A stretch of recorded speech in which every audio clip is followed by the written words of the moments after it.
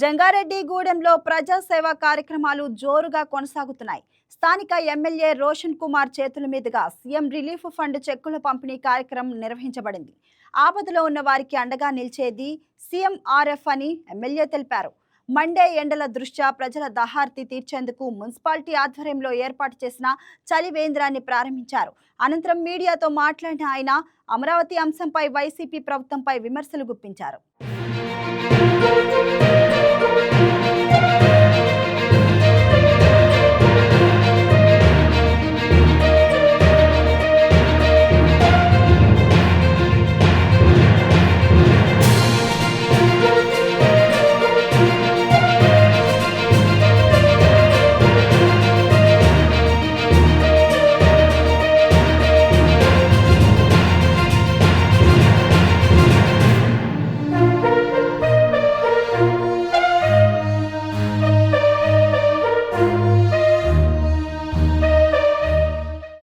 Jangareddy Telugu Desam party office లో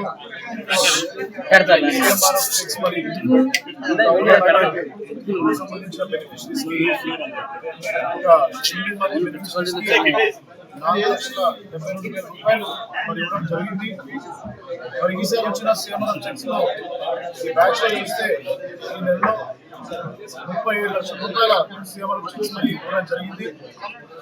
ఈ రోజు మరి జంగారెడ్డిగూడెంలో నాకు ప్రోగ్రామ్స్ ఉండడం వల్ల నేనే వచ్చి ఒక పార్టీ ఆఫీస్ లో కూటమి నాయకులతో ఈ యొక్క చెక్స్ ని బెనిఫిషరీస్ ఇవ్వడం జరిగింది. అలాగే మరి ఇక్కడ ఎల్ఓసి నిమిత్తం ఒక తలసేమియా సంబంధించిన సంబంధించిన బెనిఫిషరీ ట్రీట్మెంట్ కి 23 లక్షలు ఖర్చు అవుతుందని చెప్పి హాస్పిటల్ వారు ఎస్టిమేట్ చేయడం జరిగింది. ఈ విషయంలో మరి నేను వెంటనే దీనికి ఎల్ఓసి లెటర్ ఇచ్చి మరి అక్కడ సేమ్ ఆఫీస్ పంపించి వారికి తగిన సాయం చేయవలసిందిగా నేను రిక్వెస్ట్ చేస్తాను.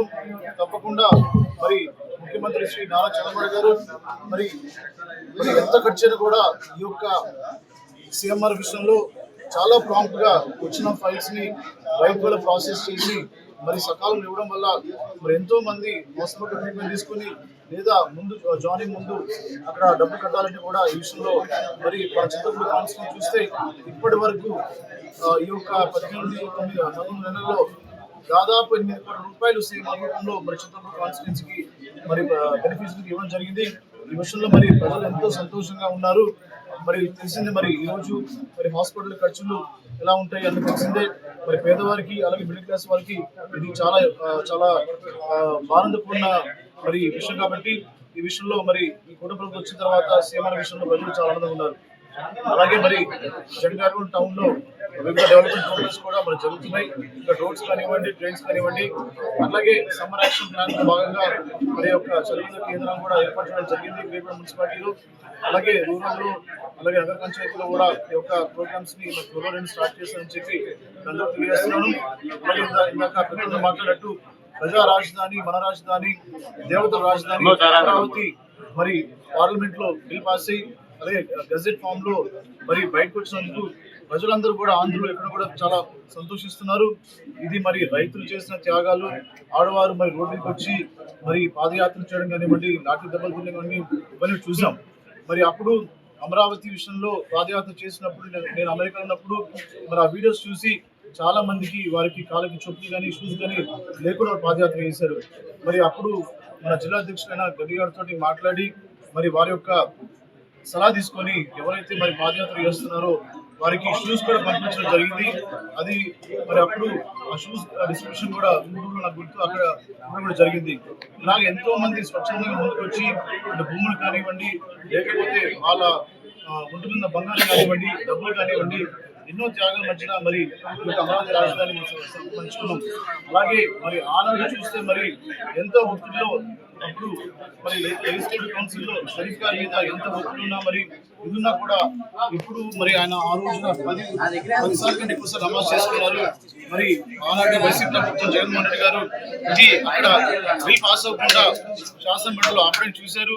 మరి ముఖ్యమంత్రి గారు స్వయంగా మరి కూడలి కూర్చొని అక్కడ ఒక పిల్లర్ లాగా నుంచొని మరి షరీఫ్ గారు ఎటువంటి ఒత్తిడి లొంగకుండా మరి ఆనాడు అమరావతి విషయంలో వారు సపోర్ట్ చేసిన దానికి నిజంగా అందరూ కూడా మరి షరీఫ్ గారిని మనస్ఫూర్తిగా అభినందిస్తున్నారు. అలాగే మరి ఆంధ్రులు ఎప్పటి నుంచో కలగంటున్నారు, మరి మనము సపరేట్ స్టేట్ అయిన తర్వాత మనకి సరైన రాజధాని లేదు. మరి గత వైసీపీ ప్రభుత్వం 3 రాజధానులు చెప్పి ఒక రాజధాని కట్టలేదు. మరి ఈనాడు అమరావతి రాజధాని మరి లీగల్ శాంక్షన్ తీసుకున్న తర్వాత మరి కొత్తగా మావిగన్ అంటారు. నేను లోకేష్ గారు చెప్పినట్టు మాలో మోసం, వీలో విధ్వంసం, గన్ కల్చర్, ఇది మావిగానికి అర్థం. అంతేగాని ప్రజలకి ఏదో పని చేద్దామని లేదన్నట్టుగా నేను లోకేష్ గారు చెప్పడం జరిగింది.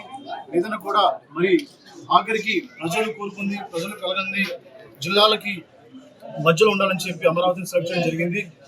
మరి అన్ని చోట్ల కూడా మరి మన ఆంధ్రప్రదేశ్లో అలాగే బయట దేశాల్లో కూడా ఈ యొక్క అమరావతిని స్వాగతిస్తూ పండుగలు చేసుకుంటున్నారు.